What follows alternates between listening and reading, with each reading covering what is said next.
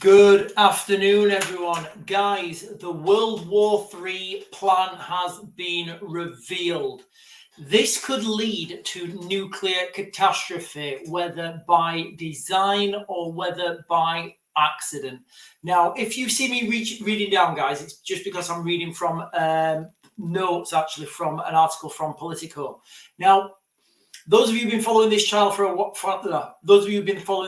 I think yesterday or the day before, when David Lammy was in Kiev, I said, I got a message from my friend who was out in Kiev, and we talked about the situation there. And he said, it's only, the use of Storm Shadow missiles by the Brits, it's done. It's just red tape that they're going through at the moment. So the article here from Politico, it goes into a lot of detail and it talks about things that I want to jump on. Now, when I jump on one of these articles like this and do a deep dive into the article, it's because a lot of the stuff that's written in there, it's stuff that I already know from my circles, from my experience. But if I report on this just off my own back, off my own cuff, it gets flagged up as fake news, and I've had videos taken down. So we are going from this video, guys. I'm going to be doing comments on this, and I'm going to be giving my insight into this. And if you've not done so already, guys, can you please give me a like and a follow and a subscribe? And we're on other platforms now as we're growing our network and we're growing our channels. So let's begin. So White House finally plans to expand where Ukraine can hit inside Russia. Now, we said this was going to happen, guys. We've been saying this is going to happen for quite a while. The White House is finalizing a plan to ease some restrictions on how Ukraine can use US donated weapons and better protect itself from Russian missiles, according to Western officials and two other people familiar with the discussions. The talks have been held among a small group of officials inside the White House. So this is better known as a secret meeting, guys, all right? When you call a small group of people into a room, you don't let anybody know their names. That's called a secret meeting, guys. Doesn't matter how you, it doesn't matter how you package it. That's a secret meeting. One of the people involved in the debate said, all were granted anonymity because they were not authorized to speak publicly about the conversations. So straight away, guys, we're having these secret meetings held in Washington. Now, I've no doubt that these secret meetings in Washington will correspond to meetings that David Lammy is having. And again, when I say David Lammy, he's going out there with his advisors, and it will be his advisors telling him what to do. He will be liaising with British Special Forces that are already out there on the ground, and they will be the ones telling him what to say, what to sign, and what to do. So London and Kiev have in recent days discussed expanding the area inside Russia that Ukraine can hit with American and British-made weapons. They've also discussed how to prevent additional cross-border attacks by Russia. So if you remember, I think it was back in May when President Biden came out and he said, we'll let the Ukrainians use our missile systems to attack targets that can inside Russia that can protect Kharkiv. Now, what you see is mission creep. So that's how it starts, and then it escalates, and then you push a little bit more, and then a few kilometers here, a few kilometers there.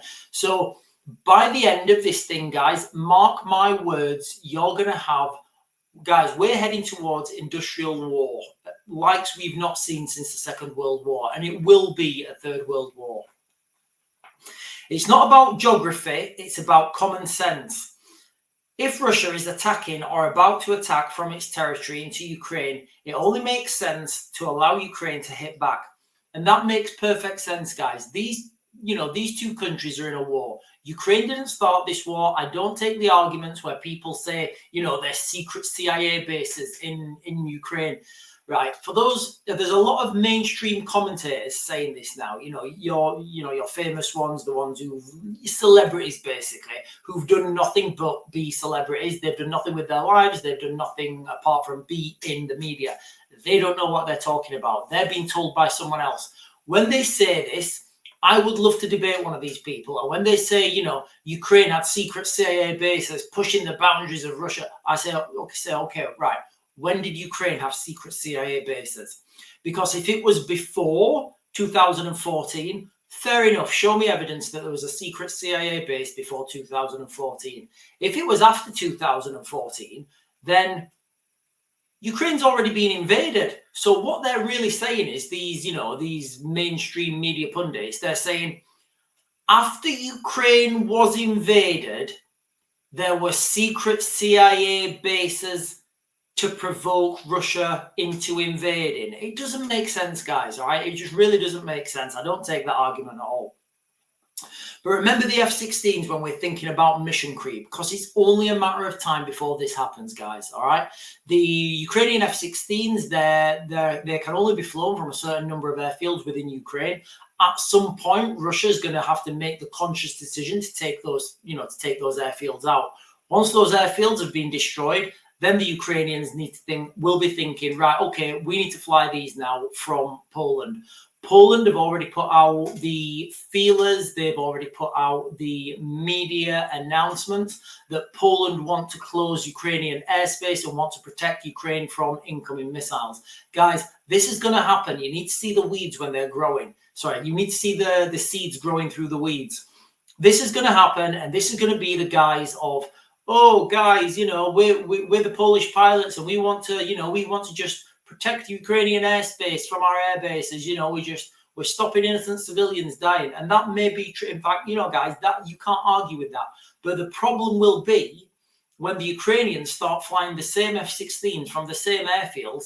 How can the Russians tell which F-16 signature is which F-16 signature from their radar? They can't. So the Russians are then going to have to make the decision, right, do we start taking air bases out in Poland? And this is how we move forwards, guys. This is how these things happen. If you remember when we did the talk, I think yesterday, about what happened in September 01, I said, you know, there was no real... The main fighting from that happened in 2006. So you've got like a 5-year gap. Yet I know there was invasions and I know there was mass incidents, but the real fighting started in 2006 when there was, you know, there was just huge escalations. So if you look at this thing on that type of scale, you know, things are moving really fast. When asked if the administration would lift restrictions on long-range weapons, Biden told reporters Tuesday, "We're working that out now." Yes. So that's going to happen, guys. Yes, that is going to happen. I'll read that again. When asked if the administration would lift restrictions on long-range weapons, Biden told reporters Tuesday, "We're working that out now." So that, guys, if you watch Biden's language, and I do accept the argument that Biden's not in charge and Biden just reads what he's told to. But if you look at his language when he is cognitive, and guys, you know, if you see Biden when he is cognitive, and he is quite sharp and witty, but this was like 20 years ago. I mean, he's in a mental decline now, you know, but he's saying there, we're working that out now. So that is going to happen, but they're just identifying, and I'll come on to why. They're just identifying the remit, the scope of what they're actually going to be let to be used. The conversations have grown in urgency in recent days after the US confirmed that Iran had successfully shipped ballistic missiles to Russia. So you can see, you know, these alliances growing on both sides, collecting more and more arms, and that becomes... And that grows exponentially then, because both sides are stockpiling weapons now. And at some point, when this thing does erupt catastrophically, both sides have amassed a lot more weapons to fight with. So a lot more weapons means a lot more damage. And unfortunately, that means a lot more collateral damage. Secretary of State Antony Blinken and his British counterpart David Lammy were in Kiev Wednesday to huddle with, interesting word, huddle, to huddle with Ukrainian President Volodymyr Zelensky to discuss weapons issues along with Ukraine's incursion into Russia and recent Russian advances into Ukraine. So what they're talking about there is the push towards Pokrovsk in the east of Ukraine, and obviously the Ukrainian incursion into the Kursk region. Now, guys, those of you who've been following this channel for a while, the Kursk region is key because of the nuclear power plant there. That's it, nothing else. Don't worry, don't listen about anything else. It's the nuclear power plant. It's a strategic target. I think, my speculation, my opinion, that the Ukrainians will be going to control that. They'll be pushing into that region, and it will be their main intent to try and take control, capture that power plant intact. If they can't do that, I think they're going to blow it. And this is where we run the danger of a nuclear catastrophe. Think Chernobyl times 10, because this plant, from what I understand, it's a lot bigger than the Chernobyl plant. Now, I've said quite a lot that we don't need to take out the actual reactors, the nuclear bits, the fissionable material. What you can do, you can use these, potentially Storm Shadow missiles, which is what I think they are going to be used for. You can use these missiles to take out the infrastructure, take out the substations, take out the cooling towers, take out the other, crucial systems to that nuclear power plant, whilst you're leaving the nuclear, element intact. So I think that's what they're going for that in the first instance to manage to be able to capture it. In the second instance, I think they're just gonna blow it. If the Russians are gonna push them back out of Kursk, I think the Ukrainians, because of where they are, they're just gonna blow it. Why wouldn't they destroy that when the Russians, are attacking the Ukrainian power grid? Guys, this is war, and you can't point the finger at any of these countries for escalating too much. Where are we? Hang on, guys. Sorry. British defense leaders have been in discussions with their US counterparts for weeks about the US signing off on Ukraine using British Storm Shadow missiles to strike inside Russia. No decision has been reached, according to one person familiar with the talks, but the issue is part of the discussions between President Joe Biden and UK Prime Minister Keir Starmer when the two will meet at the White House on Friday. Guys, that is tomorrow. So you can imagine mass escalations are going to happen tomorrow, if not, certainly over the weekend. We've already said that the Storm Shadow missile, it's not a strategic. The Ukrainians already have the capacity to strike a lot deeper than the Storm Shadow's range. But what the Storm Shadow does, it gives that accuracy, and it gives the potency and the branded punch that you get with a NATO system. Where are we? And then we've got, I don't believe one specific capability will be decisive. And I stand by that comment. I think that Ukraine has plenty of significant capability of its own, addressing targets that are well beyond the range of ATACMS or even Storm Shadow for that matter. So this is Pentagon officials now just basically saying what I've been saying for quite a while. These Storm Shadow missiles and these US ATACMS, these are going to be used for taking out quick targets, because although we talk about the long range of these drones, when you're thinking about a drone, that means you have to have the you have to counter the fuel. If it's going further, you have to put more fuel in it. That means you've got to have less explosives and less kinetic charge. So when you're talking about long range drone strikes, you have to send a lot more of them. When you're talking about being able to strike Russia from 150 miles within Ukrainian territory, that gives you that buffer zone. And then once you've got that buffer zone, the Ukrainians can push further in. So what this means basically is the Ukrainians would have a 150-mile buffer zone that they could then use their conventional weapons, their infantry, their tanks to push into Russia. Guys, I don't think we've seen the last of Russian incursions, Russian invasions, and it's absolutely insane that we're even having this conversation. Ukrainian Defense Minister Rustem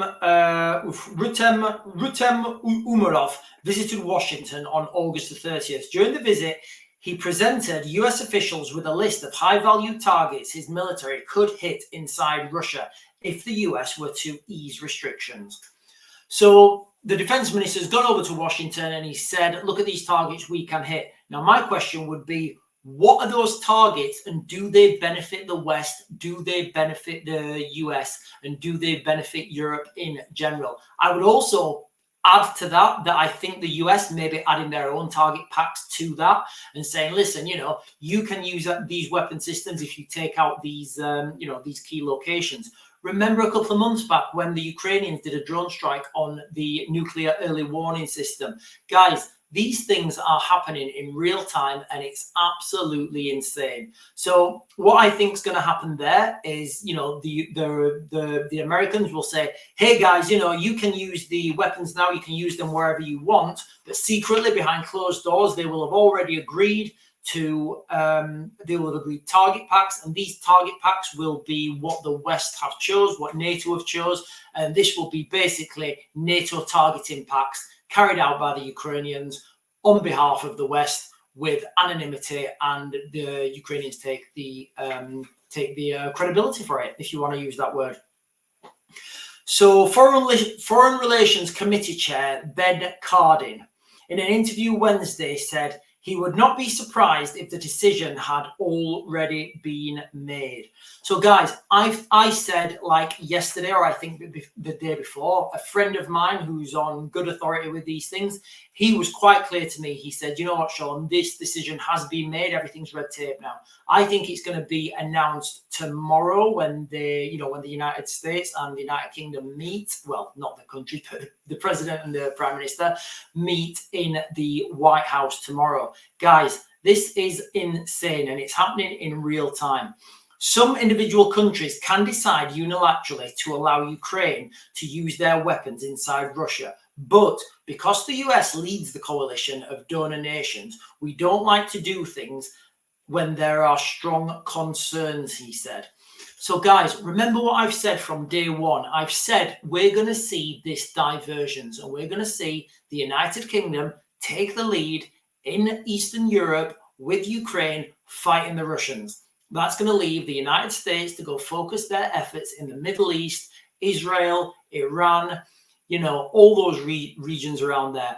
Look at, what's his name? The JD Vance. Look what he said about Israel. Look what Trump said about Israel. America will be America first and also Israel. So that's what you're seeing, guys. When Trump gets elected, if Trump gets elected, he's going to pull funding from Ukraine. He's going to move out of this coalition. Then the coalition will be left on its own. And either the United Kingdom will take the lead or people will be allowed to unilaterally decide where these weapons are used. Guys, the British are taking the lead out there. It doesn't matter what anyone says on little social media and French said this and Macron's saying this. It's the Brits who are on the ground. It's the Brits who have the capacity, and it's the Brits who are controlling things out there. My speculation, my opinion, guys. I've got no inside information. That's just from, from my knowledge of the ground and what I understand of the situation. Cardin said he expects Zelensky to have really meaningful conversations with world leaders at the United Nations General Assembly in New York this month about a peace plan that protects Ukraine's sovereignty. Therefore, the weapons help Ukraine reach that day, Cardin said. Guys, weapons don't equal peace. They don't. It's ridiculous to say that. Weapons don't equal peace. Weapons equal victory. Victory equals peace. Guys, that is it for today. That's it for today's video. I just wanted to give you guys a quick update on the situation in Ukraine. I think we're going to hear big news tomorrow. Remember, while things always happen on a Friday, it's Friday tomorrow. We've got a lot of moving parts coming together. Guys, I'm going to Mac to Grid. Don't forget to like, comment, subscribe, and I'll get you guys another video later.